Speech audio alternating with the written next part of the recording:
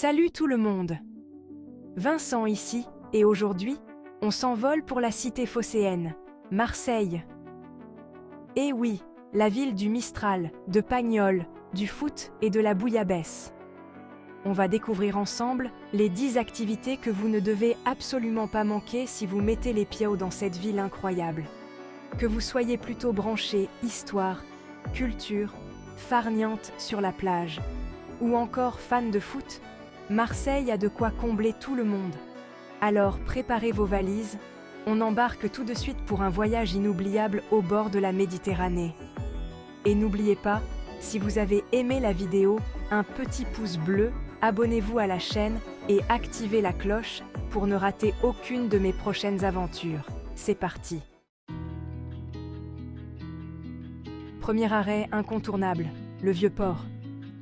Imaginez un peu des siècles d'histoire qui vous contemplent depuis les quais, des bateaux de pêche colorés qui se balancent au rythme des vagues. Installez-vous en terrasse, sirotez un pastis en regardant les Marseillais jouer aux cartes et imprégnez-vous de l'atmosphère unique de ce lieu emblématique. On prend un peu de hauteur avec la basilique Notre-Dame de la Garde, la fameuse bonne mère des Marseillais. Et là, attention les yeux, la vue est juste à couper le souffle. Toute la ville s'étend sous vos pieds. Le Vieux-Port, les îles du Frioul, les toits de Tuiles. Un panorama grandiose qui vous laissera un souvenir impérissable. Envie de vous perdre dans un dédale de ruelles pittoresques? Direction le Panier, le plus vieux quartier de Marseille. Maisons colorées, volets délavés, odeur de savon de Marseille et d'épices. Le Panier est un véritable voyage dans le temps qui ravira les amateurs d'authenticité. Quatrième étape, besoin d'une pause farniente. Les plages du Prado sont faites pour vous. Sable fin, eau turquoise. On se croirait presque sur une île paradisiaque. Détente, baignade, sport nautique. Il y en a pour tous les goûts. Cinquième étape. Amateurs de culture, rendez-vous au MUCEM, le musée des civilisations de l'Europe et de la Méditerranée. Architecture moderne et audacieuse, exposition passionnante. Un lieu incontournable pour découvrir l'histoire et les cultures de la Méditerranée. Sixième étape, préparez-vous à en prendre plein la vue avec les calanques. Ces falaises calcaires plongeant dans des eaux cristallines sont d'une beauté à couper le souffle. Randonnée, kayak ou simplement balade en bateau. Choisissez votre moyen de transport et laissez-vous émerveiller par ce joyau naturel. Le Comte de Monte Cristo vous dit quelque chose?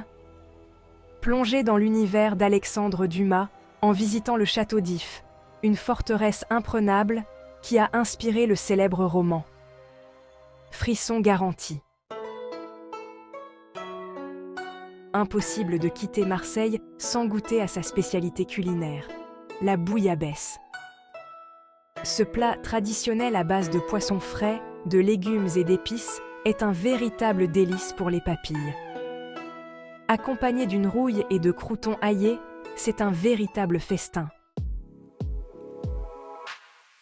La Canebière, c'est un peu les Champs-Élysées de Marseille. Cette avenue emblématique est idéale pour une balade shopping, un café en terrasse ou simplement pour s'imprégner de l'ambiance animée de la ville. Boutiques de souvenirs, restaurants, monuments historiques, la Canebière a tout pour plaire. Avis aux amateurs de foot.